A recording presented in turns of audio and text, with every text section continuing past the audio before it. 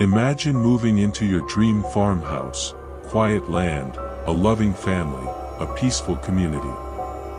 Now imagine that dream turning into your worst nightmare. A voice calling your name when no one's there.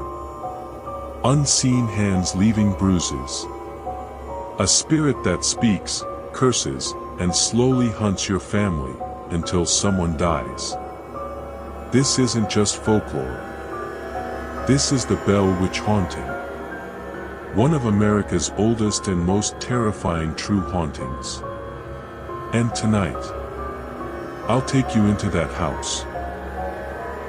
Part 14, The Curse Lives On. To this day, locals say the land is different. Animals avoid it. Children cry near it. The Bell family descendants claim the curse still follows them. And anyone who mocks the story, they say the witch follows them home. Clapperboard Part 15, are you ready? They say if you speak her name out loud 3 times, she may whisper yours back. Kate. Kate. Kate. Now ask yourself, would you sleep in that house, alone? Would you walk through that cave with only a flashlight? Would you speak when she starts to whisper back? Because if you do, the Bell Witch might still be listening. Clapperboard Part 11, Unseen Visitors. Even now, visitors to the original Bell property report strange happenings. Cold spots in summer. Whispers in empty rooms. Shadow figures watching from the woods. Some say they hear a girl crying. Some hear an old woman laughing. Clapperboard Part 12, The Bell Witch Cave. Near the old Bell property sits a cave, the Bell Witch Cave, which many believe is the spirit's final hiding place. Inside, people have collapsed. Some have been scratched. Cameras malfunction. Some visitors hear their names whispered from the dark. It's become one of the most haunted sites in the U.S. Clapperboard Part 13, Fact versus Fear. Historians debate the truth. Was it hysteria? A prank? Hallucination? But the Bell Witch case was documented in the 1800s, unlike most ghost stories. It was investigated by preachers, doctors, and lawyers. Even future President Andrew Jackson reportedly visited, and left terrified. This wasn't just a ghost story, it was a historical event. Clapperboard Part 9, The Death Threat. By 1820, John Bell was wasting away. He couldn't eat. His body trembled. The spirit would hiss in his ears at night. You won't live much longer. You belong to me. On December 20th, 1820, John was found dead. His medicine bottle had been replaced with a strange, black liquid. When a drop was given to the family cat, it died instantly.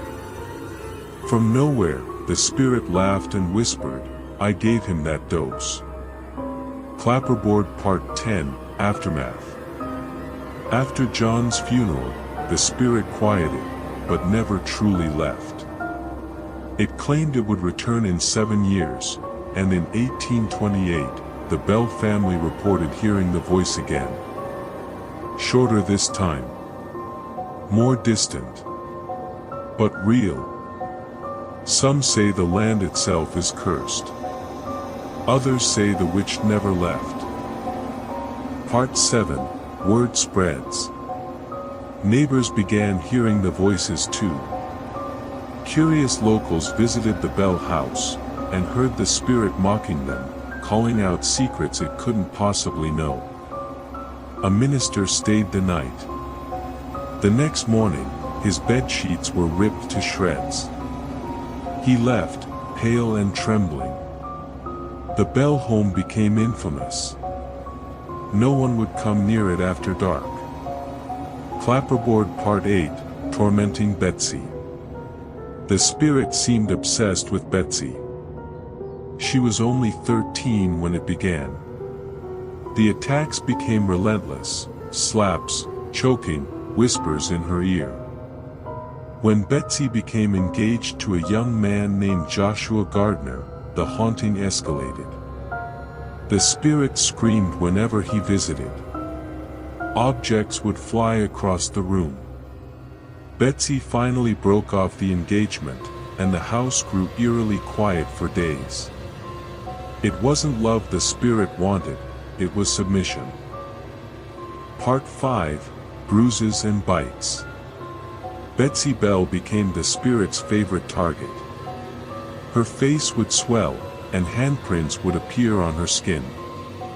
Once, John saw an invisible slap knock her to the floor. At night, she'd cry out.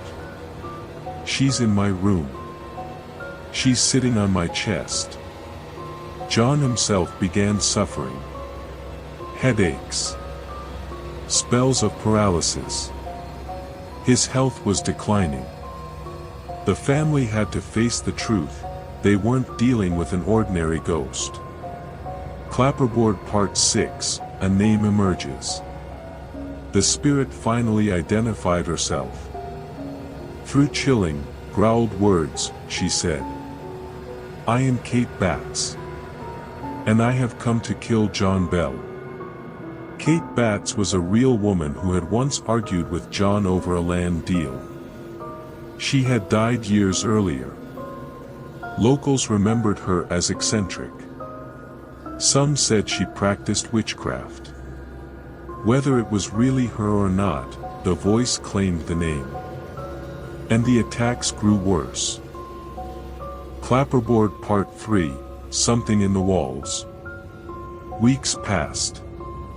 The family began to hear scratching in the walls, like claws on wood. At first, they blamed rats. But the noise grew louder. It moved. It would start in the ceiling and race across the floor. Then stop. Cold silence. Soon, the children began waking up at night, crying. Betsy screamed one night, saying something had pulled her hair. John found her with bruises forming on her neck. Clapperboard Part 4, The Spirit Speaks. One night, Lucy Bell heard humming coming from the kitchen. She crept downstairs, no one was there. Then came the voice. A clear, old woman's voice. "You shouldn't have come here." The voice became more bold each day. It began cursing the family out loud, especially John and Betsy. The family tried to pray. They tried to leave. But the spirit was stronger. Part 1, Peace in Adams. The year was 1817. The small town of Adams, Tennessee, was quiet, nestled in wide fields and peaceful woods. John Bell, a well-known farmer, had recently moved his family into a beautiful two-story farmhouse on 320 acres of land. His wife Lucy, and their children, including a teenage daughter named Betsy, helped him work the farm. Neighbors spoke highly of the Bells. They were devout, hard-working, kind. But peace is a fragile thing. And in Adams, it was about to be shattered. Clapperboard Part 2, The Whisper Begins. One autumn night, John Bell stepped outside with a lantern to check on the cornfield. That's when he heard it. A voice, soft, like it was carried by the wind, whispered, "June." He froze. Looked around. No one. The next night, it happened again. Same voice. Same tone. Same name. Then it came from inside the house.